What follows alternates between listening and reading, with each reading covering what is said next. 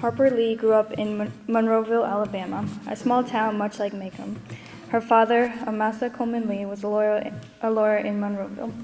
Harper adored her father and always looked up to him. Her mother, Frances Cunningham Finch, was absent most of Lee's life because of a mental illness, so Lee never got to know her.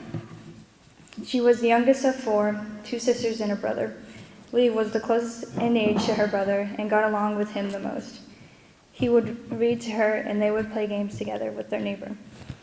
After she attended public school in Monroeville, she attended Huntington College, a private school for women in Montgomery, for a year and then transferred to the University of Alabama. After graduation, Lee studied at Oxford University. Eager to please her father, Lee returned to the University of Alabama to study law, but withdrew 6 months before graduation. She then moved to New York and wrote several essays and short stories, but none were published. Her agent encouraged her to develop one short story into a novel, eventually made it into To Kill a Mockingbird. When you discover Harper Lee's life and then read To Kill a Mockingbird and Go Set a Watchman, you see many parallels between the characters and their lives with her family and those she grew up with. The influence her life had on her must have been significant because she wrote her books closely related to what happened during her lifetime, making the family a prominent focus. Lee portrays much of her beloved family and friends through the characters of her books. Throughout our lives, we're influenced by many people, and it can have an effect on the way we view issues within societal borders. One of the major influences children have in their lives comes from their parents. The parents of a child can have both a positive and negative influence on their lives. In Harper Lee's novel, To Kill a Mockingbird, there are two major examples of how parents can be a primary influence on their children. Atticus Finch, the father of Jem and Scout Finch, is the representation of morality and reason. He is virtually unique in this novel in that he has experienced and understood evil without losing faith in the human capacity for goodness. Understanding that rather than being simply creatures of good or creatures of evil, most people have good and bad qualities. The important thing is to appreciate the good qualities and understand the bad qualities by treating others with sympathy and trying to see life from their perspective. Atticus not only seeks goodness in others, but also teaches his children to follow his principles and to be morally conscious. He can see the state of their society and does not want his children to grow in the same weaknesses and pretentiousness as he sees in the people around him. This nurturing from Atticus develops in his children in a sense of uniting people, seeking the good and growing as a person. Through the influence of Atticus, Jem and Scout show immense moral growth throughout the book. They are continuously put in situations where they are challenged to differentiate good from evil, right from wrong.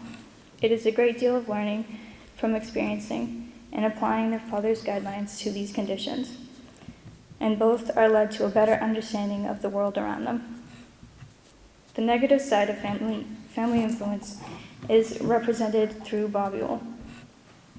The Ewell family has been known throughout generations for being lazy, rude, and untrustworthy people. Macomb County has let them do as they please, not caring if they broke laws or didn't follow any moral code a decent human being would. Bob Ewell is the father of numerous children and head of the household. He is a notorious alcoholic and malevolent person who cannot hold a steady job. None of the Ewell children attend school, and without an education, it is harder for someone to develop a proper understanding of what morality is. The Ewells never learned the difference between right and wrong, and demonstrate this in the way they treat others. Overall, the Ewell family is a dysfunctional group of ignorant individuals who show no remorse in harming others. And as a father, Bob fails to raise his children so that they can function in a society, and this creates a clash between classes and in general the function of the town. A good foundational family creates a united society. and you see this shown through the hospitality of the Finch children. Harper Lee emphasizes this to reveal the negative effect prejudice has on the community of Macomb.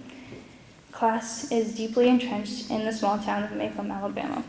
And with this division of class, their small community is not united as one. Lee uses the children's perplexity and the unpleasant layering of Macomb society to critique the role of class status and ultimately prejudice in human interaction. This type of structure causes division between people. Because of society's misuse of the societal structure, the flaws of the human condition are revealed. They abuse their system and manipulate it in a way that fits their own agenda. Prejudice was also shown through racism and intelligence. Tom Robinson, a black man, was accused of assaulting a white woman. Even with sufficient evidence presented by Atticus, Tom was found guilty. The all-white jury, as well as the white residents of Macomb, valued keeping black people in their place as second-class citizens more than justice. Even though the law clearly states that judges should not be swayed by things like race and should just focus on the evidence and truth in front of them, the power of society's ways and beliefs has such a strong hold on them that they completely ignore what's right in front of them. The truth didn't matter. Blacks had to understand that they could never win against whites, and the white society felt compelled to uphold this unfair social order. A chain of prejudice not only with regard to one's race, but even character. Boo Radley is discriminated against due to the beliefs formed about him based on rumors. Unlike the majority of Macomb citizens, Boo Radley is a reclusive, shy individual who rarely leaves his home and is never seen during the daytime. The Radley home is also battered, broken down, and rather spooky, which strikes fear into the local children and raises suspicion among his neighbors. But in reality, Boo is kind and compassionate, nothing like the way the town described him. Both of these men are models of the name of this book, Mockingbirds. Both were innocent and falsely seen and accused of things they didn't do. But this is just the reality of human nature. Though there will always be good and evil. With the human condition, there is human imperfection, and it is our job to acknowledge it. We should not necessarily accept it, but try to understand it. This is one of Atticus's important lessons, that when trying to better understand someone, put yourself in their shoes. In the Harper Lee sequel, To Kill a Mockingbird, Go Set a Watchman shows that no one is perfect. Scout is now 26 years old and has been living in New York. When she returns home, she sees drastic change in her town and especially in her father. Throughout her life, Jean Louise has always looked up to her father. She's always thought of him as godlike, unable to make a mistake, and always doing the right thing, making the right decision. He was everything to her, her whole world. Everything she knew and loved about what a person is meant to be was shown through her father. She did not stand alone, but what stood behind her, the most potent moral force in her life, was the love of her father. She never questioned it, never thought about it, never even realized that before she made any decision of importance, the reflex, what would Atticus do, passed through her unconscious. She never realized what made her dig in her feet and stand firm. Whatever she did was her father.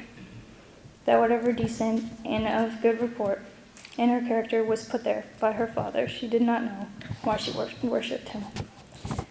Scout's entire life was based off the good moral choices of her father. So when she returns home to find out that Atticus is a part of the town's white supremacist organization, her entire view of her father is shattered. But every person has flaws, and Jean Louise is brought to the reality that even her father, the most important figure in her life, can make a mistake, and that it was unfair of her to keep him to a standard of perfection. The main lesson Go Set a Watchman teaches is not to dismiss other people's prejudices, but try to understand them.